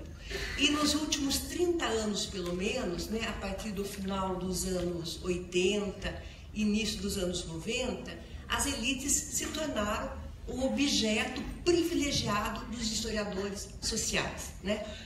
Hoje, grande parte dos estudos incidem sobre o tema das elites. E como é que nós, historiadores, chegamos a esse ponto? E aí eu queria convidá-los, né, a um esforço de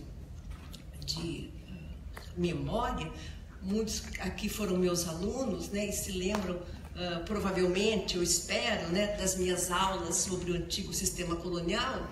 Vocês devem se lembrar, né, de como esse modelo teórico criado pelo Fernando Novaes, sob a inspiração do conceito de sentido da colonização proposto pelo Caio Prado, como nesse modelo nós temos duas entidades que são antagônicas, né? De um lado a colônia e da metrópole, e a percepção de que nós temos um sistema montado, né, para fazer o excedente colonial ser remetido para a metrópole, né? Então nós temos um grande sistema econômico que, segundo Novaes, teria como objetivo proporcionar a acumulação primitiva no centro, na Europa, e esse grande sistema, né, era movido pelo sentido da colonização, mediante o exclusivo metropolitano, que obrigava as colônias a vender os seus produtos para a burguesia metropolitana, a burguesia lusitana, né? Esse excedente chegava até Portugal e esse excedente era otimizado através da revenda dos produtos coloniais para as outras nações europeias. E havia também um outro sentido desse exclusivo metropolitano, que era o fato de que as colônias só poderiam adquirir produtos vendidos pela burguesia mercantil. Então nós, desde muito cedo, né, aprendemos a odiar a burguesia lusitana, porque afinal ela era, né, o algoz do povo brasileiro. Aprendemos que a sociedade se dividia em dois polos antagônicos, né? De um lado os proprietários, os possuidores, e de outro os possuídos, os escravos. E aprendemos também, né, que elite brasileira, né, digamos assim, a camada dominante na terminologia usada pelo Novaes, era tão espoliada quanto o restante da população brasileira, né? Então nós temos uma camada dominante, uma elite que não tem poder econômico, porque ela é oprimida também pela metrópole, ela não tem nenhum poder político, porque no final das contas ela se submete a um projeto metropolitano que nasce em Portugal. E de um modo geral nós temos então de um lado a poderosa burguesia lusitana e do outro as nossas pobres elites que só conseguem se livrar do jugo e da opressão portuguesas por ocasião, a partir do final do século XVIII, quando nós temos uma série de movimentos de natureza emancipacionista. Enfim, porém, é muito fácil entender, né, esse modelo criado pelo Novaes quando a gente pensa que a ideia do sentido da colonização, a ideia de que todo o lucro da empresa colonial deveria ser deslocado para a metrópole, implicava a ausência de um mercado consumidor, né? Isso era um ponto pacífico nos trabalhos dos historiadores até pelo menos o final dos anos 80. Não houve no Brasil um mercado interno capaz de fomentar e fazer prosperar uma elite local. Então, dessa forma, né, o Novaes fechava a análise dele de uma forma muito redonda, diga-se de passagem, e os críticos que vieram depois, como o Ciro Cardoso, né, chamando atenção para uma dimensão da vida econômica que não cabia nesse esquema de plantation, ainda assim esses autores não se deram conta, né, da possibilidade de se falar de uma elite local.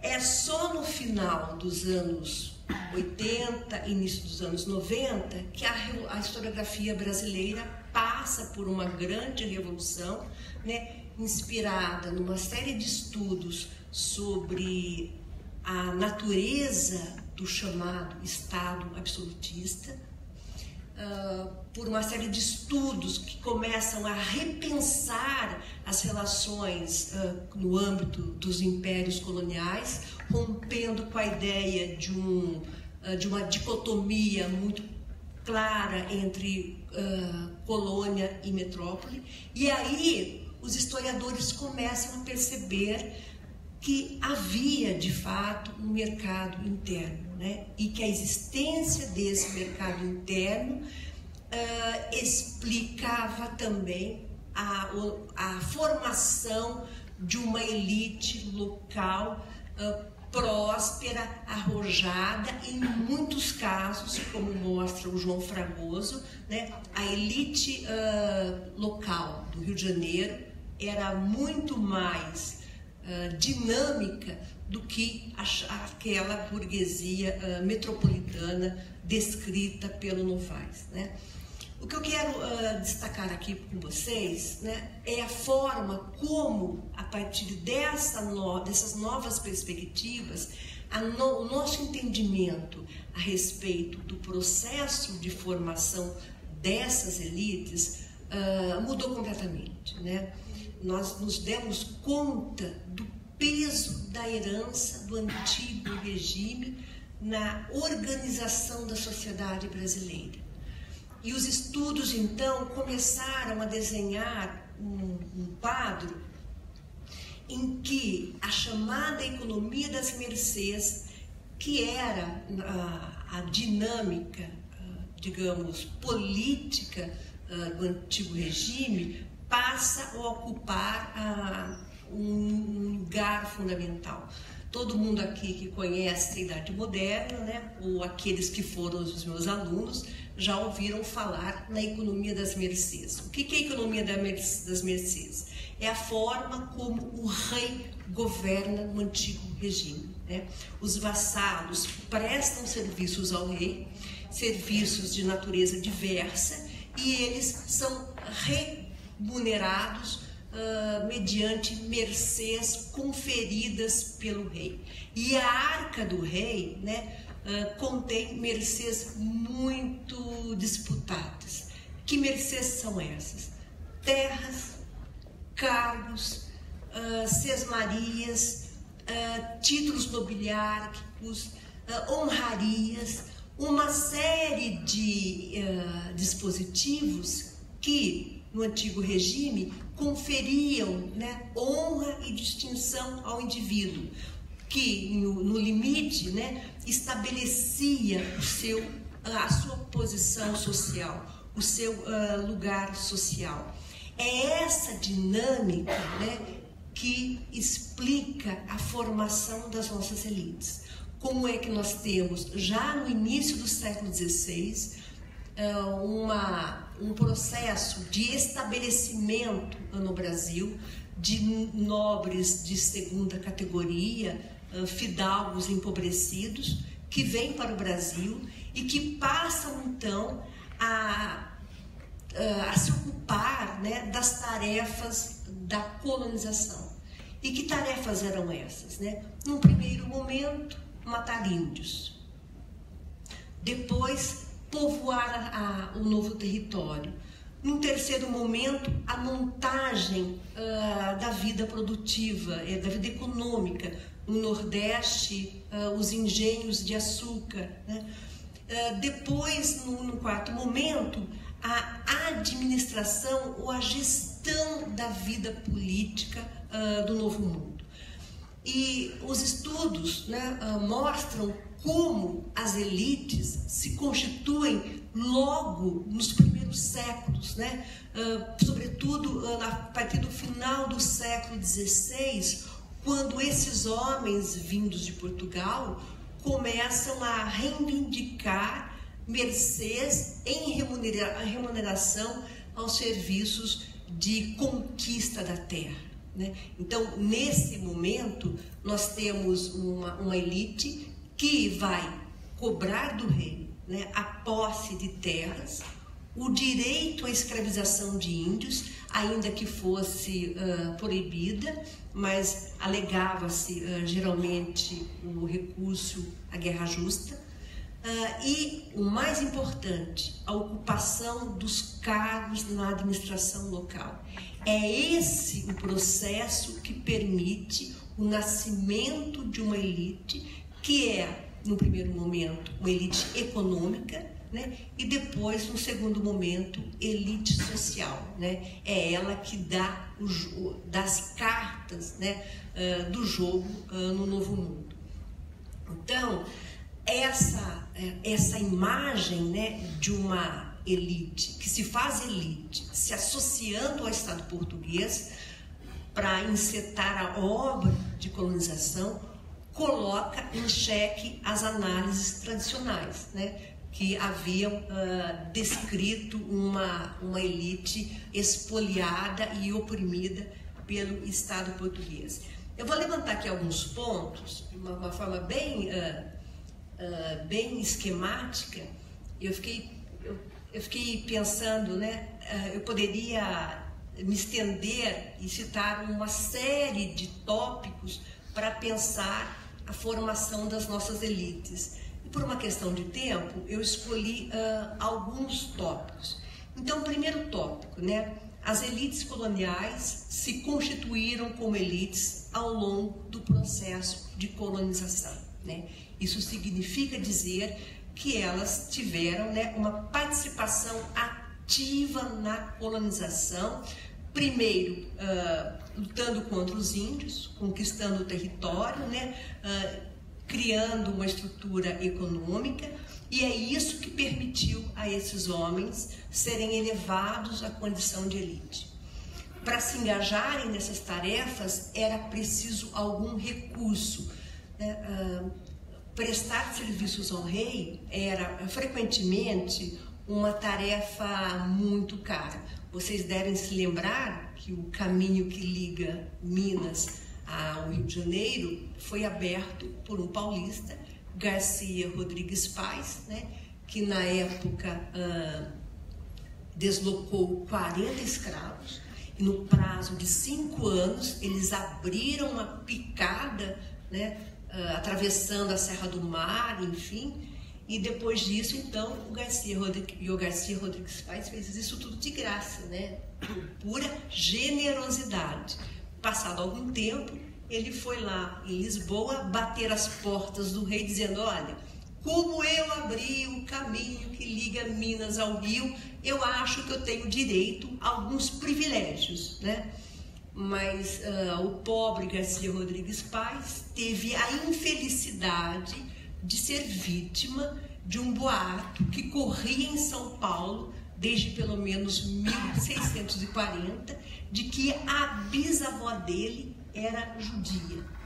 E isso foi assim um banho de água fria nas pretensões do Garcia Rodrigues Paes, que comeu o pão que o diabo amassou para no final da vida conseguir as suas mercês. Na verdade, os filhos foram os maiores beneficiados e toda essa região, né, que entre Minas e o Rio de Janeiro pertenceu e deve pertencer hoje ainda aos descendentes do Garcia Rodrigues Paes, né? Então esse é um exemplo lapidar, né, desse processo de formação das nossas elites.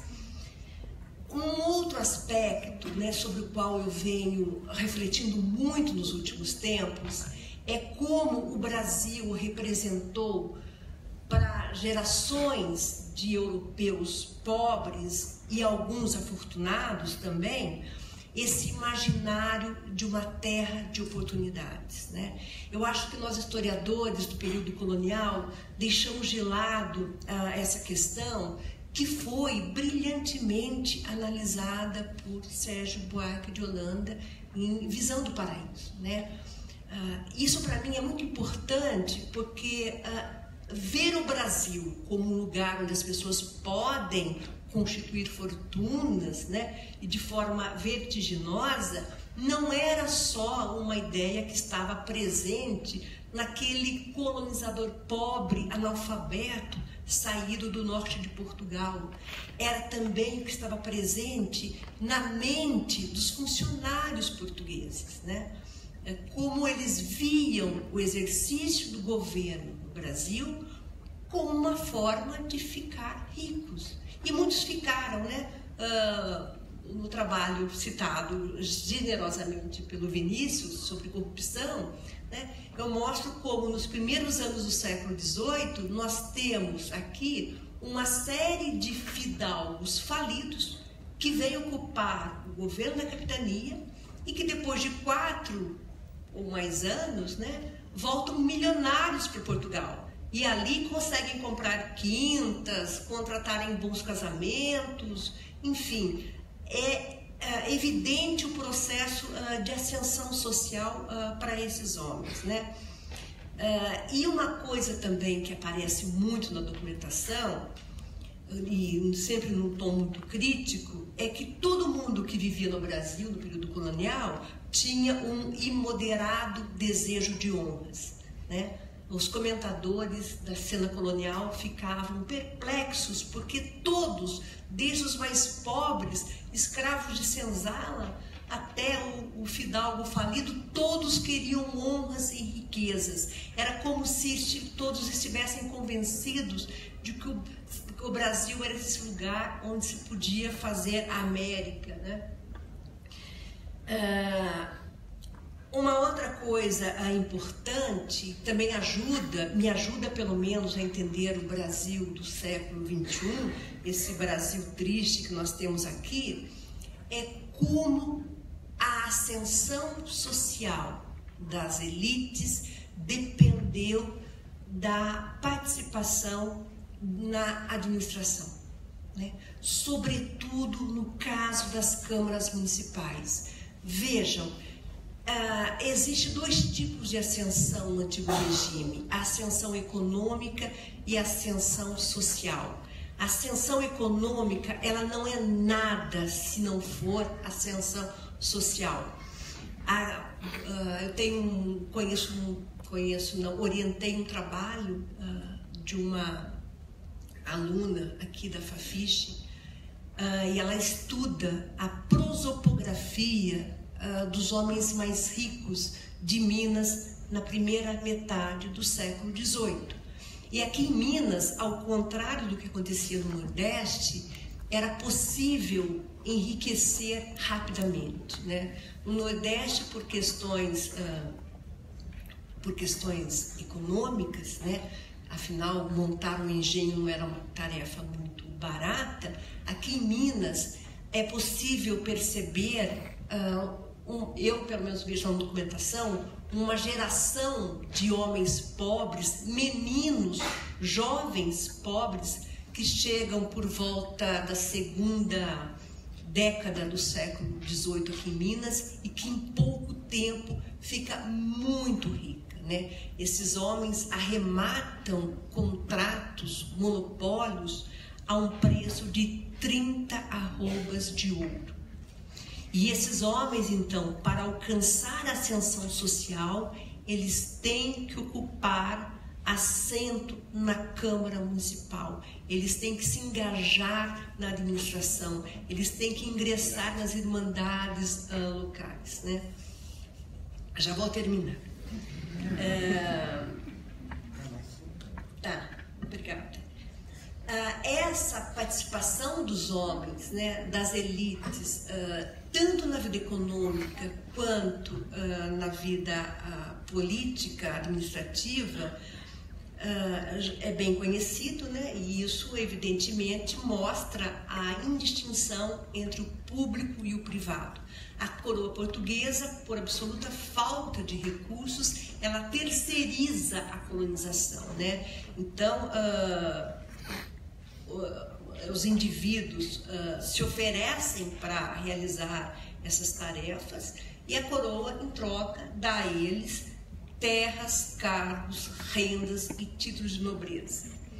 Então, o envolvimento de homens particulares em tarefas, né, públicas é um dos traços mais pronunciados da constituição das elites brasileiras, né? E essa indistinção fica evidente também na forma como os funcionários régios ocupam, né, os seus cargos, na forma como eles se apropriam de forma privada de rendimentos que eram públicos, né? A chamada corrupção, tanto para o século XXI quanto para o período colonial, né? Enfim, essa confusão entre Estado e elites, que é a marca do Brasil do século XXI, já está lá no período colonial. E por falar em distinção entre público e privado, eu quero aproveitar para observar aqui que a corrupção teve um papel fundamental no processo de constituição das nossas elites, né?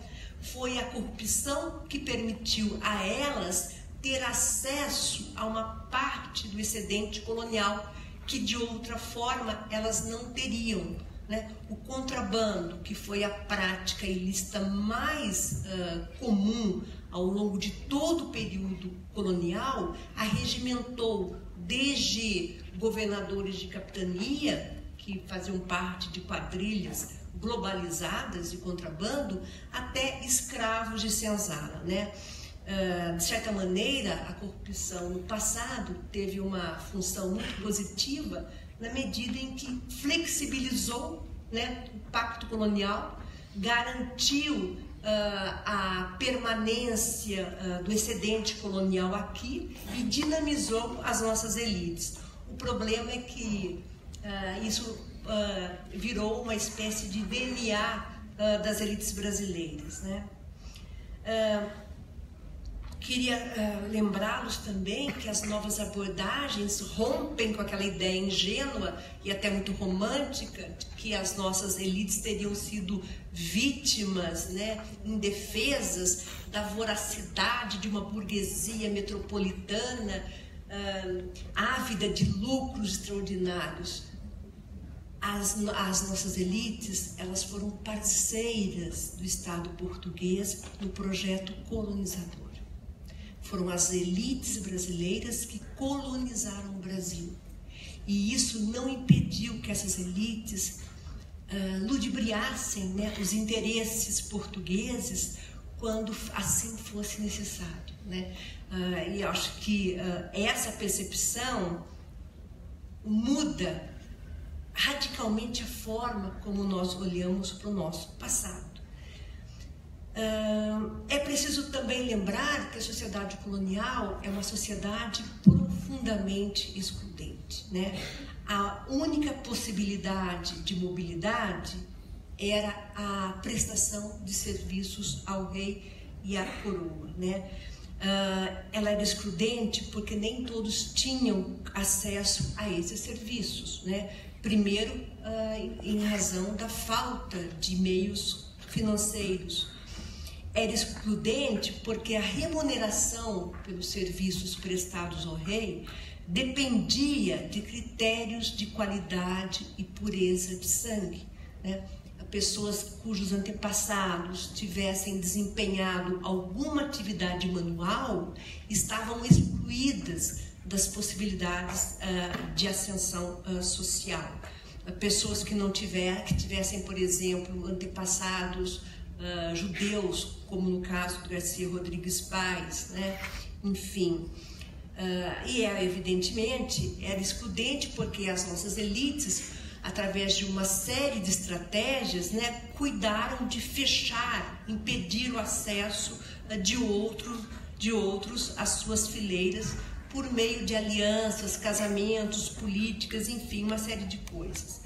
Mas o que eu acho mais importante, né, a dimensão mais importante quando se fala em exclusão, é que os privilégios que a ocupação de cargos públicos no período colonial representou, né, esses privilégios, eles eram pagos pelo conjunto da população que não tinha acesso às câmaras, né? Ou seja, as elites se fizeram a partir do trabalho do resto da sociedade, né? E por fim, um aspecto que tem a ver com o tema dessa mesa, que é a desigualdade, né? É a violência inerente ao processo de constituição das elites brasileiras. Elites que começaram matando índios, depois escravizando índios, e depois escravizando negros, né? E tudo em nome do ganho e da ascensão social. Para mim, é muito compreensível que essas elites tenham criado uma das sociedades mais desiguais e perversas do planeta. Afinal, não se pratica escravidão impunemente, né? Ao longo de quase 400 anos, essas elites deixaram seus escrúpulos de lado para tornar a prática da escravidão mais aceitável do ponto de vista moral. Existe aí um aprendizado da indiferença social, né, que consistiu em desprezar e violentar o outro, ignorar a pobreza, negar a humanidade a largas parcelas da população. Esta é, talvez, a pior violência que se pode perpetrar contra seres humanos, negar a eles a sua dimensão humana. E aqui, no Brasil, isso foi feito para justificar a escravidão de índios e negros, transformados em peças ou em mercadorias. Entender as mazelas da sociedade brasileira do século XXI exige de nós um retorno ao passado. Por mais doloroso que seja, é preciso enfrentar a nossa história para poder superá-la definitivamente. Como dizia Goethe, só assim conseguiremos exorcizar os demônios que nos dominam ainda hoje. Obrigada.